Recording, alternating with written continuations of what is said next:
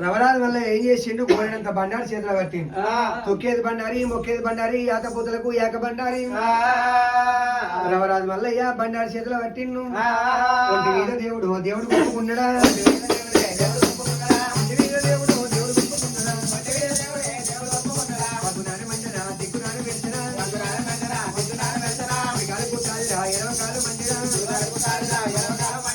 రవరాజు వల్లయ్య గోడంత బండారి నెత్తిన కొట్టుకోంగా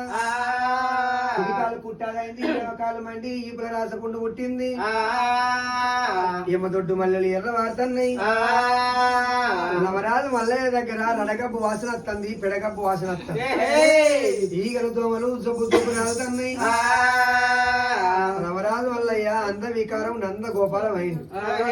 ఆ భగవంతుడు ఏమనుకున్నాడు ఇగో నేను ఈ రూపం లోపల పోతా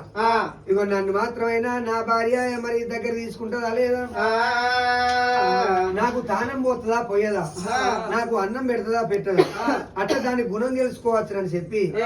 రవరాజు వల్లయ్యా మరి ఏమి చేసిండు అంత వికారమైండు నంద గోపాలమైండు జబ్బు జబ్బున ఈగలాలుతంటే దోమలాలుతంటే